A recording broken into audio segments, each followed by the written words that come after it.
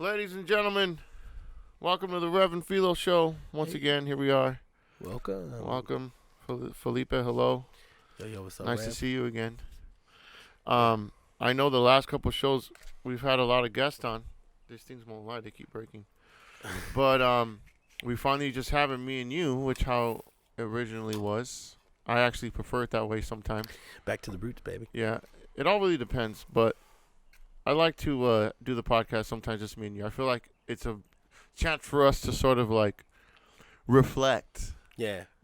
On everything. Because we started and it would just be me and you, and we did it for like 2 or 3, and then we got Right. Jrat on, and then we started to sort of have like It started to grow from people, there. people come through, and then we did an episode like down the line, somewhere around like episode like 18 or something. I don't know. Something like It was me and you, remember? Mm-hmm.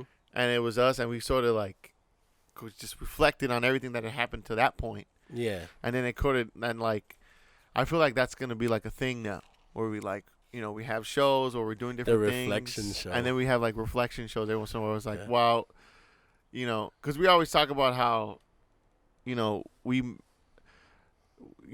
we started, when like we sort of like, you really can, hold on, my fucking camera. Not God enough space. damn it. Yeah, shit. Hold on, don't stop recording. Okay.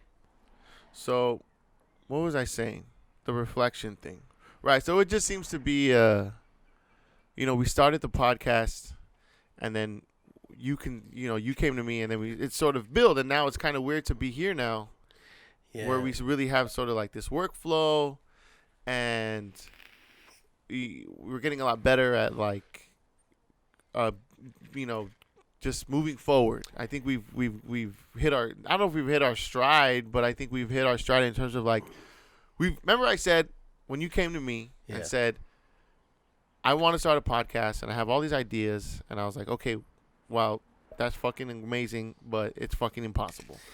And what we need to do is start here. We need to start small and grow to that point, because what you're conceiving, you wanted like a whole production. Yeah, I wanted like a whole like a house band and Like a house band and like this and that. You wanted to treat it more like a Tonight Show than like a traditional podcast. And I, because I have a background in recording, because I do music and I had a background in recording and this and that, I was like, what your vision is, it's not that it's impossible, but that's a lot of work. You need a lot of manpower. You need a lot of equipment. Oh yeah. And, there's no way you're going to launch a podcast at that level. You have to. Well, I mean, I was at the beginning very optimistic. Not to say I'm not still, but in the beginning I had no idea what I was jumping into. I just knew I wanted to do something and do it. But especially like after doing a couple episodes, I realized what you were talking about, where like that was going to take a lot of time to get there. Because even like we were having issues. Like now we don't really we don't trip too much about like the computer stopping or the camera like stopping. our shitty equipment. Yeah, that like we you're use. probably seeing this podcast just happen right now, where Right. the camera went off. Remember when we first started? Yeah, When we first started doing video, yeah, and I did a video where we had a lot of like equipment failure, and and then I was at that time I was editing the video. You do all the editing now. yeah, And I remember I left in a lot of those where we messed up, yeah, because I thought it was funny, and I thought like, oh, it'd be funny to see people see how we're struggling with yeah. actually putting this together, and everyone thought it was like, man, these guys really like, they just thought I was a shitty editor. They didn't realize that I did it on purpose. Well, the funny thing about that is people tiptoed around it because nobody, especially a lot of people that watch this are people we know. Right. So friends and fam. yeah, so a lot of That's how people it starts. were hesitant to like tell us like, hey, what the fuck are you guys doing? Yeah. Like, what the fuck was that? Yeah, but most people, most people were like, it was on purpose. It was meta humor. Meta. A lot of people were just kind of like, hey, that episode was cool, but what happened here, or what was going on here? Like, hey, you guys could cut that out, right? Can't you? Yeah. Yeah. Like, well, duh. You did it, and I even put in the description. The guys try to get through their podcasts while their equipment is consistently failing. You know, I tried to let people in on the joke, but well, you know what I've come to notice. Sometimes your jokes can't be too niche. Yeah. They can't be too inside of a joke, because then they're not. You know, people don't get them. Yeah. Except for the insiders. And I noticed a lot of times too, like, you know, in the description, like now, I don't know if you've read the description. Because, you do all that now. I don't even read it. You see, that's exactly what I was gonna say. People don't give a fuck about what's in the description, so I try to leave it nice, because, you know, you try to write this paragraph. No, that's like, not true, because this is our podcast. Yeah. So I don't know. Like, I kind of get. If I watch us too much, or if I read too much into it, I'll start finding things wrong with it that I'll overanalyze it. But as a YouTube as a subscriber to other channels, I do read the subscription. I do read the description, like, because sometimes they have like crucial information, or they have links. But to after stuff. You watch the video. Most of the time? Yeah, I suppose. Yeah. I suppose. So that's my point. Not always. No, well, there's going to be exceptions. But what I'm saying is, like, even myself, I do this. You know, I watch a video, and then I won't even. Sometimes I won't even glance at the description unless they're telling me, like, hey, there's a link in the description. Yeah, and I'm that interested, and I'll go to it. God damn it. And so. Well, before, you know, I would like try and like think of something clever and put something in the description, like, okay, you know. Yeah. But now I notice, like, people will watch it. You just gotta be, you know, describe what's going on, but don't be too descriptive, I guess. But anyway, like little shit like that, where like when we were first doing it, you know, you kind of overanalyze, and at the end of the day, it's YouTube, and people just want to watch the video. Right. No, it's true. It's true. I mean, you need a good video. You need, you know, good cuts and stuff, but ultimately, people will watch a decent video at least, I guess, right? I don't know. Well, I've always said, like, you'll watch a shitty video as long as the audio's fucking good. Are you having trouble with those fucking matches? These fucking matches, dude. I've broken like 7 Here, of them. you want me to... They don't work. Yeah, they do. There we go. There you go. You just needed the talking to stop for a bit. Anyway. Anyway... But yeah, and smoke weed, children. Only weed. Don't drink booze. After 21. Don't do 18, 19. You'll be good. Don't smoke weed when you're 15. But the law says after 21. Don't smoke weed when you're fucking 14, 13, not even 16, 17. 18 years old, you start smoking weed, you'll be all right. Don't drink. A little bit, I guess. Don't do drugs. Don't do drugs. Uncle Rev has spoken. I'm only 21 years old. Fucking and you know, I like these videos where it's just you and I, because we can kind of talk to the audience. And there is one thing I kind of wanted to say. And I've noticed with the comments, and I don't know how people feel about this. Comments? Do people comment on our videos? There's a few comments. We don't have a lot. But we do have a few. And I do feel bad for not responding to those comments. And I mean, who the fuck's commenting on our shit? I know Dave commented. Dave's on the podcast. Yeah, Ariel. Ariel's commenting? Yeah, Ariel's commenting. You know what? That reminds me. Mm-hmm. Leah Chapman. I know you're watching this. She was on my ass the other day, because you know how, like, in the beginning, when we would get new subscribers, we would, like, read their names out. We haven't done that, yeah. We haven't done that in a while. We lost a subscriber, by the way. I don't know who they were, but fuck you. Nah. Sorry we lost you. Maybe you'll come back. Yeah, what? What? What's wrong with What do you want? What's wrong it's with fucking us? YouTube, okay? You want high-quality shit, you go watch HBO. Leah's like, you know, you never shouted me out. And I think she's right. No, we have. We have? Yes, I can go back and find that video. Wow, here's your shout out, Leah. I know the other day you were talking shit to me, so hello. Hi, Leah. Thank you for subscribing. But we shouted you out. Thanks for subscribing. You know what, though? You know what? I talk shit only because Leah's always fucking badgering me. Mm-hmm. But she has been a supporter of the podcast since we started. She was one of the first people to really be like, I see your podcast. I really like what you guys are doing. You guys have really got something going. And, there's a few people who, and most of them are people we know, friends, but they come to us and they're like, I seen your shit and I like it. I enjoy it. I think it's really funny. A lot of people say, oh man, you guys always make me laugh. And that's good because we sit here, and we talk. I'm not a comedian. Yeah. You're fucking not a comedian. Not at all. You're a bully, but you're not a comedian. But that does keep me in the game. Yeah. Especially because Cleveland is he's a friend of mine and he's always asking me about the podcast. Yeah. And the fact that they're continuously asking about it, they're continuously bringing it up, it makes me believe that they're being supportive as homies, but also they're not just blowing smoke over our ass saying like, oh yeah, I saw your shit and it was cool, and they're just trying to save face. I believe their interest is genuine. Yeah, and what I enjoy about that is there's a channel description you put, and whereas I feel we're hitting that goal of that description that you put. What's the description? Which the channel description. So, like what people see when they click on our channel, and I think it's on the SoundCloud as well. Yeah. Where to see? Well, here's what it says on the Instagram.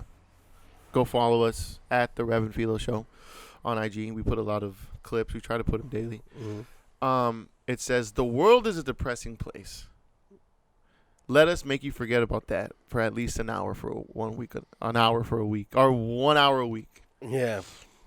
And that's it. That's what it says right here on the channel, which, I guess people are digging in, and we're doing exactly that. We're not trying to be the best podcast. We're just trying to be the Rev and Filo Show. I'm just trying to have a fucking conversation that I feel is interesting, maybe kind of funny. But like when we were talking to Dave the other day.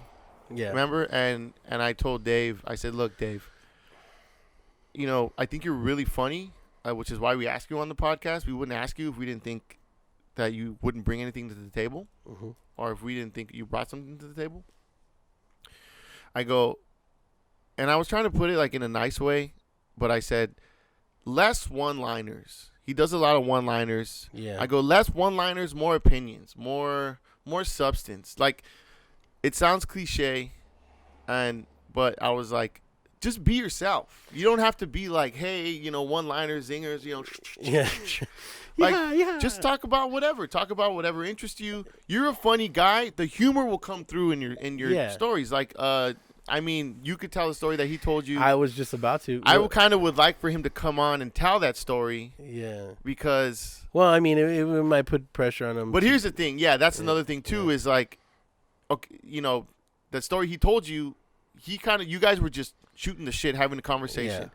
So the pressure's off.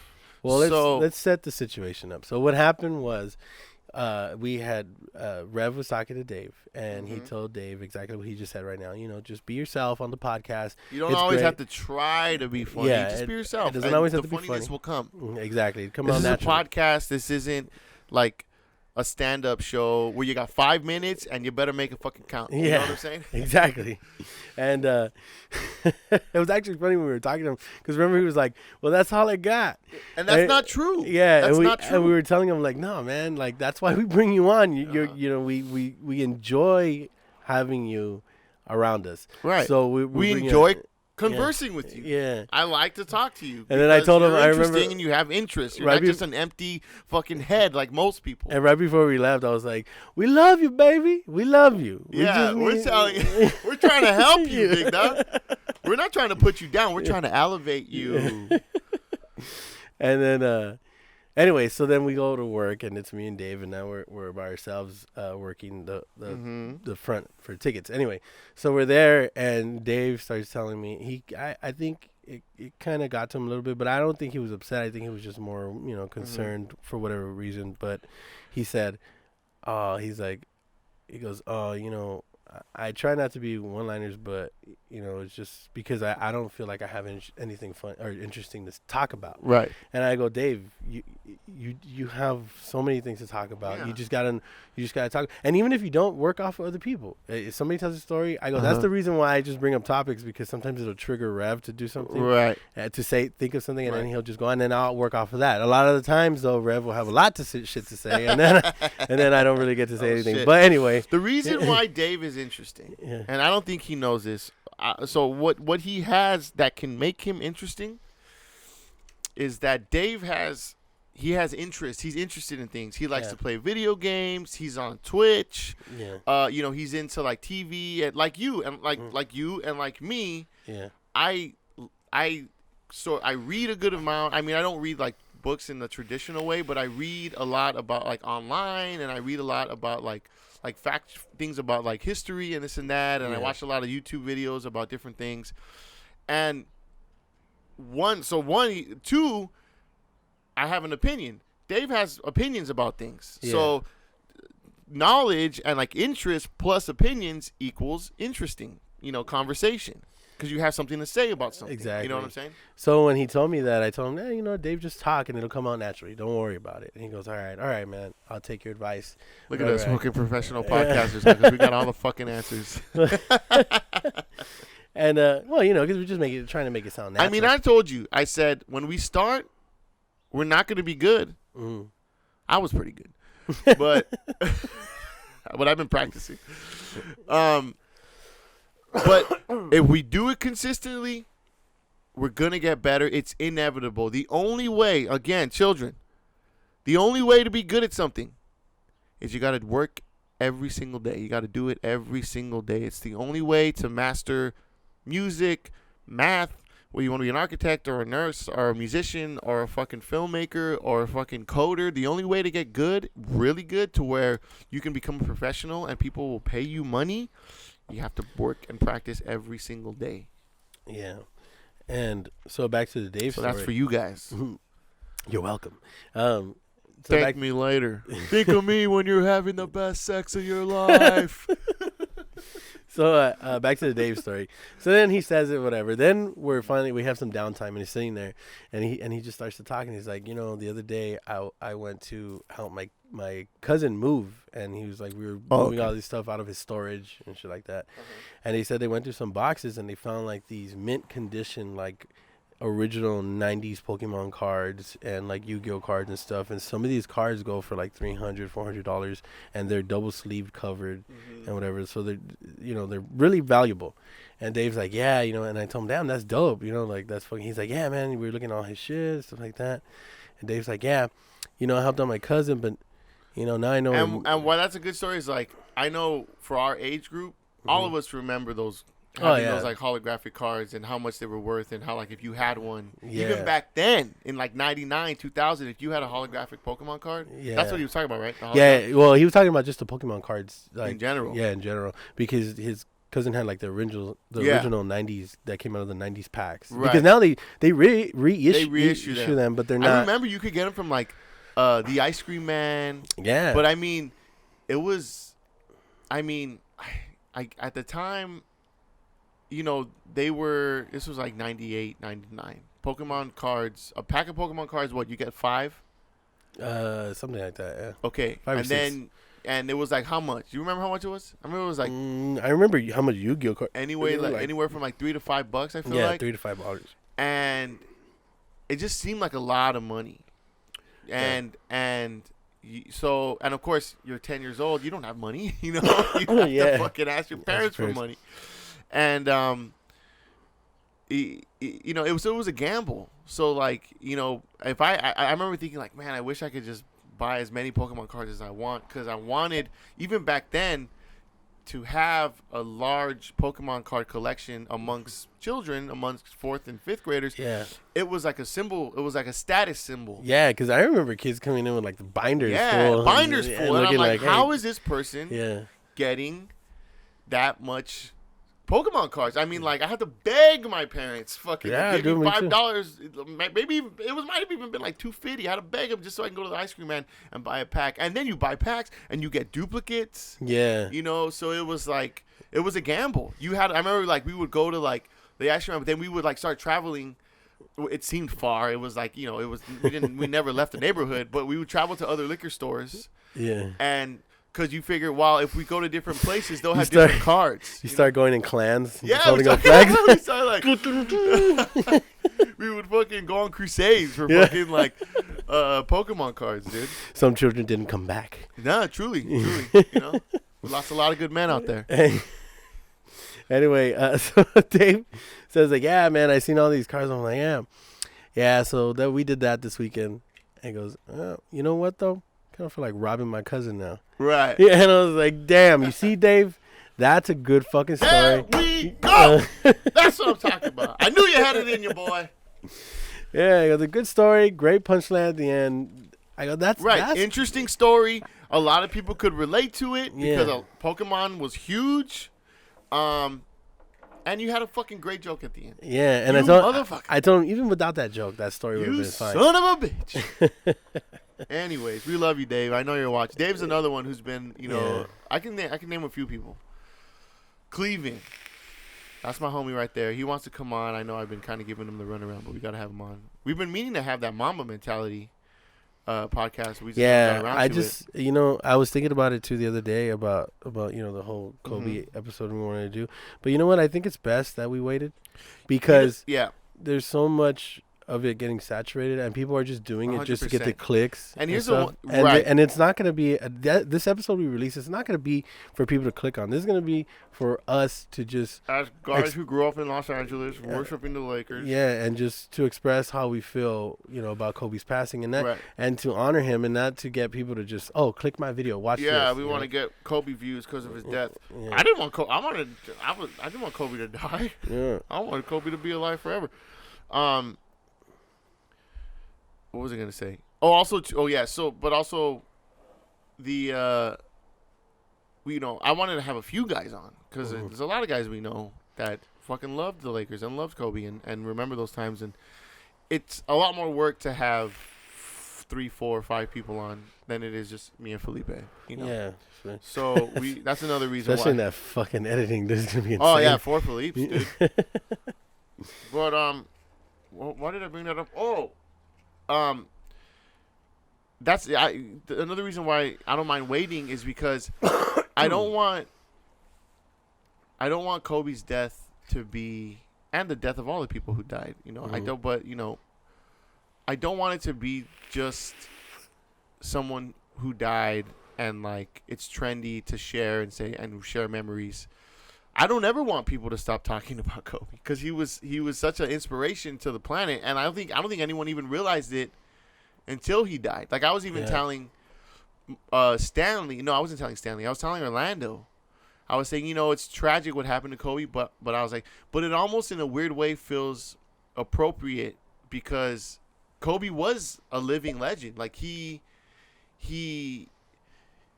was this larger than life sort of character, and like it like this whole like almost like sainthood that's been like bestowed upon him feels appropriate. It doesn't feel over the top. It doesn't feel you know what I'm saying? Yeah, and at least one last thing that I would want to say before, because I don't want to talk too much about this Kobe thing. Sure. But when he passed, there was this sense of like, oh fuck, what are the Lakers gonna do now? Because they, and here's why. I'll tell you at least how I felt. Okay. Because they had before this season started, they had their issues with finding another coach, Magic Johnson leaving, and he left abruptly. He didn't even he didn't even give a heads up. He just told them I'm quitting, and so they had a bunch of turmoil going on. And Rob Pelinka was struggling with getting people to trust him because of the whole Magic thing. And so the only thing I thought that the Lakers had going for them was that Kobe was still kind of like a consultant, to the Lakers, and still kind of getting players that respect him. And he was able to get players that are like, look, here's the Lakers. Maybe their management is not as great, but you got me. I'm here. Kind of like what Magic, kind of has, even though he, kind of burned that bridge a little bit. Yeah. Kobe could have been that for the Lakers, and then his life was cut short. And then, and that's, I never had a particular beef with LeBron. Mm-hmm. Other than he was all beast and on other teams. Mm-hmm. But, LeBron's a great player, no doubt. Like, he puts up numbers like crazy. I was watching. Dude, he's fucking beasting right now. I think it's not too long ago. I was watching, like, some ESPN highlights, and they were like 50th triple-double in a row and shit. Yeah. I was like, what the fuck? Dude, he's like 30. He's like 35, right? 35. Right. But I guess when you have someone like Kobe, who played for the Lakers his whole career, and was just this sort of, that kind of rarely happens. Kobe's whole career, in a sense, now that you can look back on it, really it's like a fairy tale. He defied the odds by getting in at 17, right? Mm-hmm. He was a shitty player and then became the best. Boom, played against Michael Jordan. Really gave Jordan a run for his money. Then boom, gets with Shaq, three-peat. Shaq leaves, starts to beef it with Shaq. Are the Lakers done? Can Kobe survive without Shaq? Mm-hmm. Doesn't look like he can. And then boom, gets Gasol and builds this whole new team. And then boom, just becomes this LA like legend. This great leader almost. Something funny last night happened. I was playing 2K. Yeah. And so I created my player, and I'm on the Lakers, right? And I'm playing just like Kobe, playing two guard. And I'm playing the Trailblazers, and right now, currently on the Trailblazers is Pau Gasol. And they did this like quick little cut scene where like they were interviewing players before. And this was 2K? Yeah, this is the game. This is how immersive it is, dude. So gotta love video games. So right before, so this is playoffs, right? We're game one before the playoffs. They start interviewing players. My phone. God damn it. Sorry, keep talking. You were saying? They start interviewing players, and one of the players they interviewed from the Trailblazers was Pau Gasol. Right. And so they started talking about how they're like, how do you feel Pau Gasol coming in? Because you've been here before. You're a championship. You were on a championship team. They started talking about the Lakers, and he's like, yeah, and they're like, you're gonna be one of the key players to help the Trailblazers get past the Lakers. And this is in my franchise game, right? Right. And then, so when I started playing the game, Pau Gasol started to fucking piss me off because he was just fucking mad. Like he could not miss with his fucking signature, like fucking hook shot, just making him. And he started pissing me off. But then I started to think like, that's why we won the fucking championships, because Gasol was just that solid player that could just get us that hook shot in the center. He was just center. Just if it wasn't Kobe, it was Pau Gasol just throwing it in. Kobe always benefited from a big man. Yeah, no doubt, skis. Try and make some room here while the audience gets to look at you and your wonderful, beautiful face. Oh, you know what? Yeah. While I'm trying to get this together, you said that you saw the Joker last night for the first time and you hadn't seen it, and now Joaquin Phoenix won Best Actor. Yeah. Well deserved. Do you know? Let's see. They're still looking at you, huh? Okay. Yeah, they're still looking at me. All right. Hey. Let's see here. All right. So Joaquin Phoenix won Best Actor 2 nights ago. Well deserved. I knew he was gonna win, even though I thought Leo was really good, and I think Leo doesn't actually get enough credit for how good of an actor he is. But no, what I was gonna say is he won Best Actor for the same character that Heath Ledger played. Heath Ledger also won an Academy Award. Yeah. Now that's the second time in Academy Award history that two actors have won an Academy Award for playing the same character in two different movies. Oh shit. Do you know what the first character and the first two movies were? No. What was it? Marlon Brando won Best Actor, and Robert De Niro won Best Supporting Actor for both playing Vito Corleone from The Godfather. Oh, shit. So Marlon Brando played Vito Corleone in Godfather Part 1, and then in Godfather Part 2, De Niro plays young Vito Corleone, and they do his whole origin story. Yeah. So... yeah, so I don't know. That's it. I don't know if anyone's talked about that, but that's that little known fact. And also, Godfather Part 2 was the first sequel to ever win Best Picture. Oh shit! So that's a little Fucking trivia for you. Godfather. Anyway, watching the Joker movie though, Yeah, Joaquin deserves that award for sure.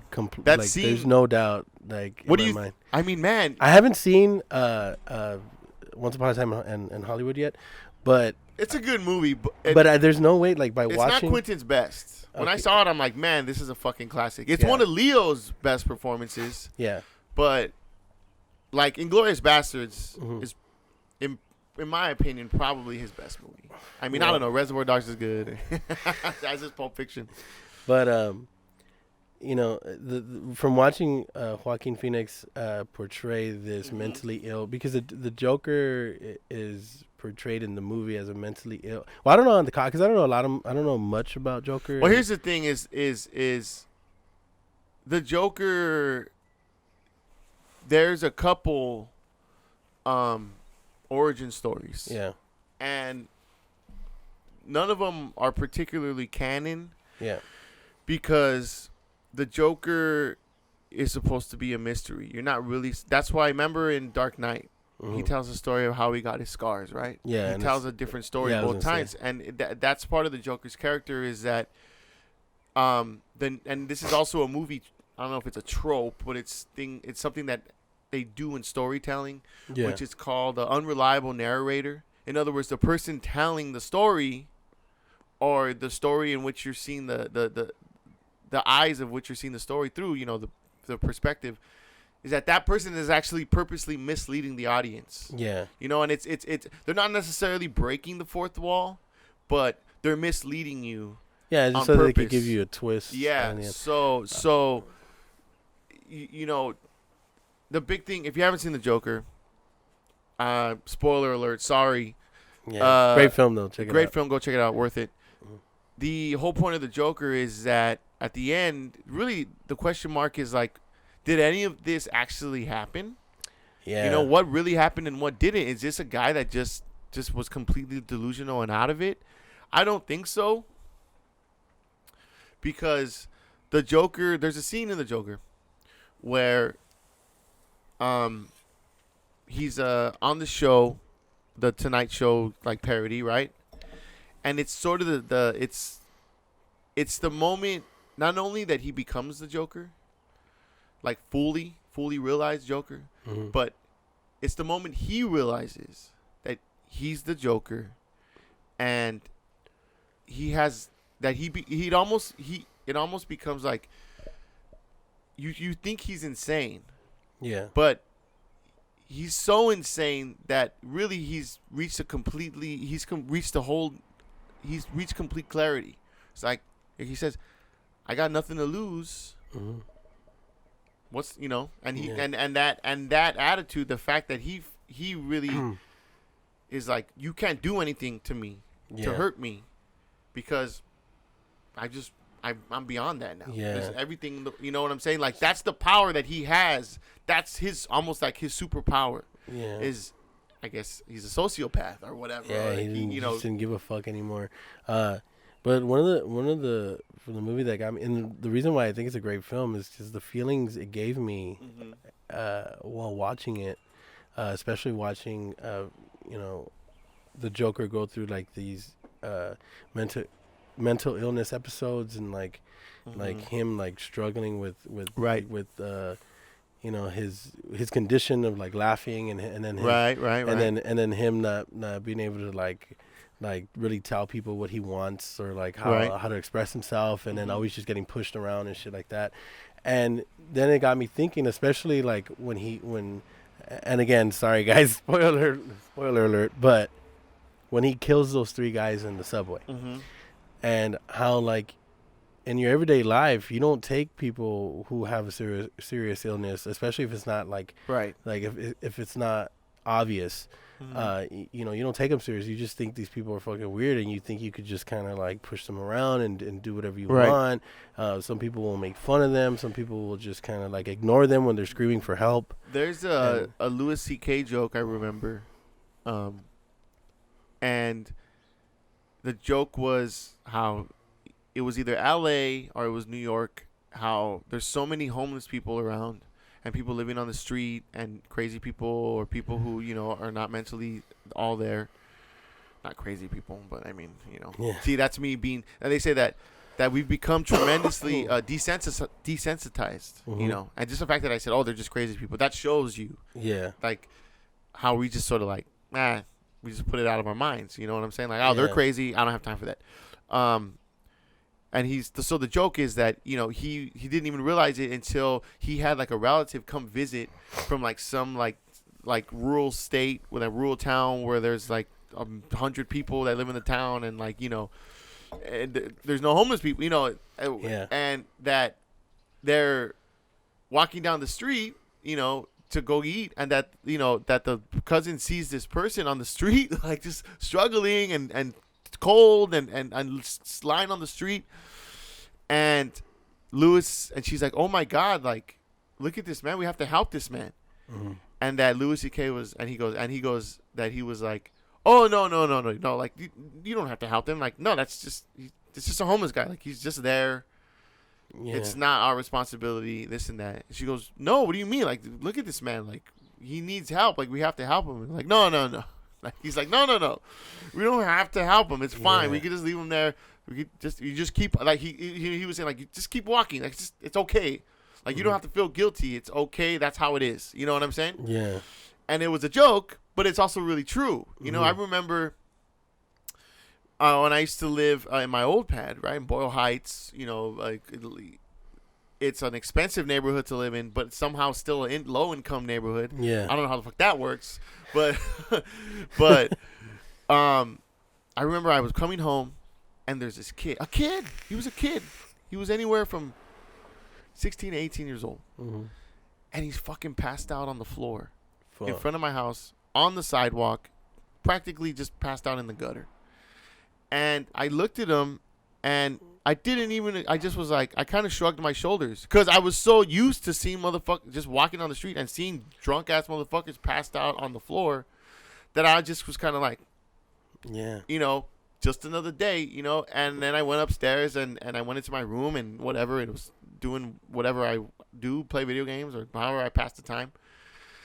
And then like an hour passes, and then like outside my window I start to see like lights flashing, right? And I'm like, and I look, and there's a fucking ambulance. They're picking the kid off the floor, and they're like putting him in a thing and this and that. And I'm looking, and I go, holy shit. And then I thought to myself, I'm like, why didn't I call the fucking ambulance? You know what I'm saying? Like, I saw him there, and I just walked right over him. You know, like, what the fuck? How come I'm like, poor kid could have been dead. You know what I'm saying? Or could have been hurt, or someone could have hurt him and left him there. And I'm just thinking, like, just a drunk. You know what I'm saying? Yeah, it just goes to show how desensitized we are.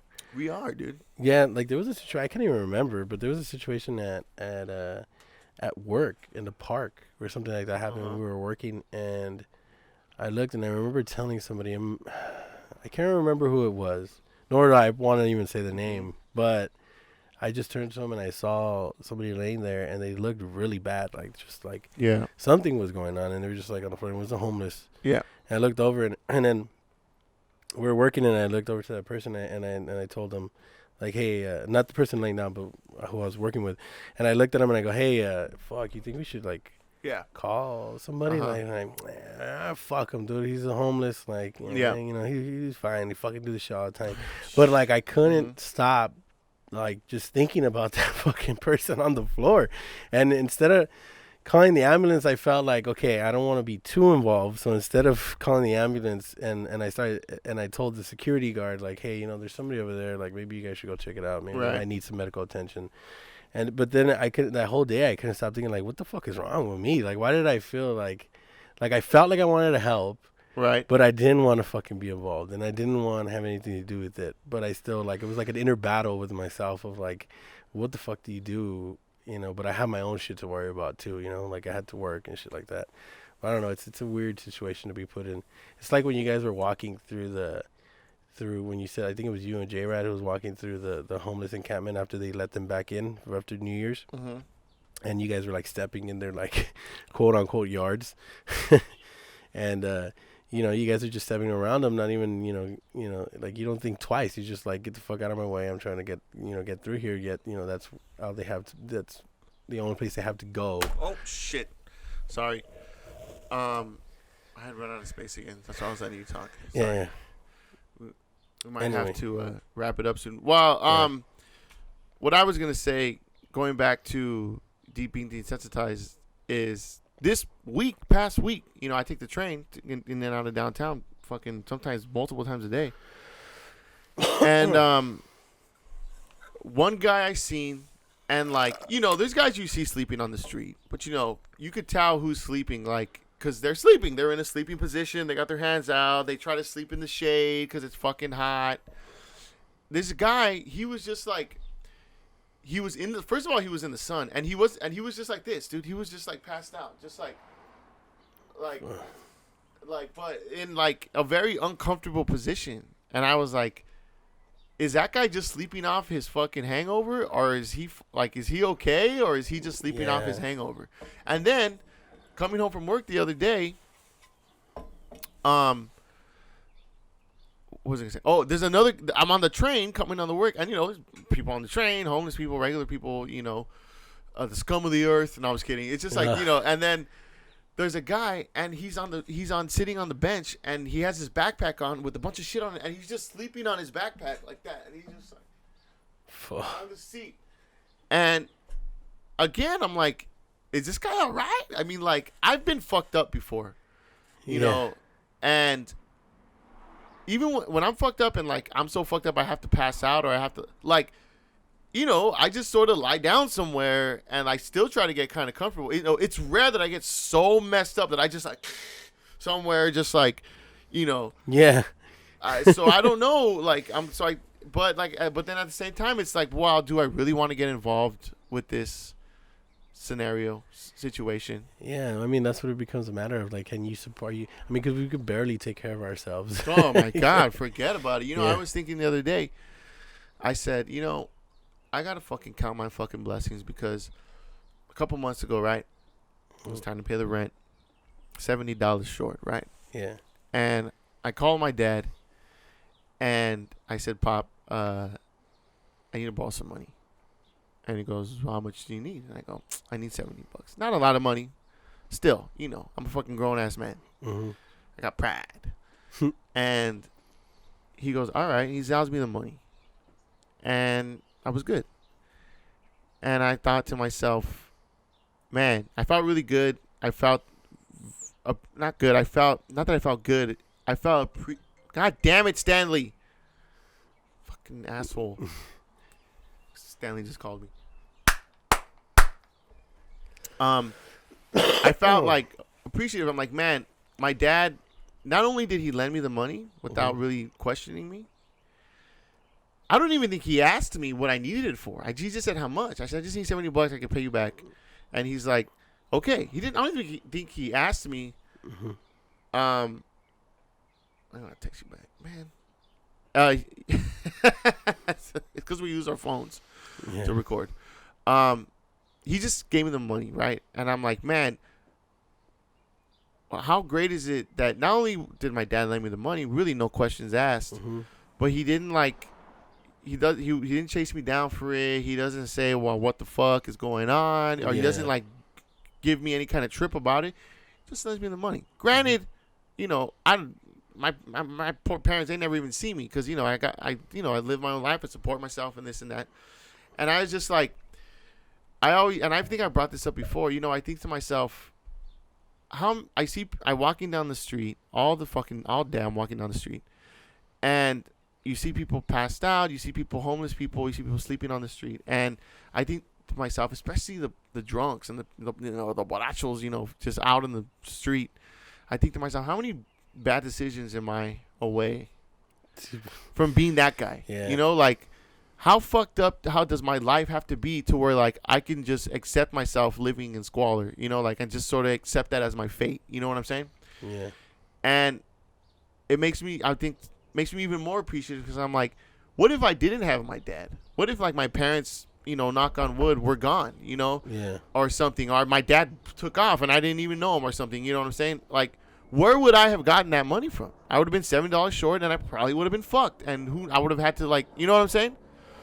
Go to the corner. So like, and sometimes I even think I'm like, man, if I didn't have my parents, fuck, I'd be done already. You know what I'm saying? Like, nah, I feel you, man. So you got to count your blessings, and parents can be annoying, but you're annoying too. So fuck you. Okay. Just be grateful for what you got, everyone, and if you can help, just help somebody. Goes a long way. As I get older, I realize most stress stems from financial stability, and I remember. I mean, this is kind of a stupid example, but Kid Rock was on the Stern Show, and Kid Rock was someone who grew up really poor and this and that, and eventually he found a lot of fame in music, right? And Stern asks him, what do you love the most about being like rich and famous? Like, what's the best part about it? Being someone who came from nothing. And he thought about it for a second, and he goes, you know what, dude? He goes, there's two things that I love about being famous and rich and famous. He goes, the fact that when I wake up in the morning, I don't have to worry about money. I don't have to worry about it. And it's not even a thought. And it's the most amazing feeling in the world. And he goes, and number two, God damn it. Number two, the Toto toilet, which is this really expensive toilet that only rich people have. And we're going to have to wrap this up, dude, because my fucking phone keeps... Right, let me just finish this then. Oh, well, no, hold on real quick. The Toto toilet, it has a mechanism where it shoots water up your ass to clean all the shit out of it. Yeah, it's that Japanese toilet. Yeah. Supposedly, it's the best. Damn, all right. All right, guys, well, we're going to wrap this up, but I do want to say one more thing. Yes, please do. Everybody, thank you guys for watching. Let's subscribe to us, please. Like our videos. Comment to us a lot more. We're gonna try and reply. I felt like if we reply late to any of these comments, it'd be just be. Are we replying late? No, well, I mean, we haven't replied to anybody, so I just want to put it out there that we are going to reply. We're going to start replying to you. Let's have some conversations online, because that also helps with what kind of content we can put out there for you guys, what you guys are liking. Shit, sorry, dude. Jesus. Man, damn. My bad. You're good. All right. Man. And the shot is crooked. Don't forget, this is a DIY podcast. People always compliment us on like how good our podcast looks. And hey, shit. See, my shit already started recording. All right, let's get the fuck out of here. Thanks everyone for fucking listening and watching. All right, thank you guys. We always enjoy this. Till next week. Later. Next week.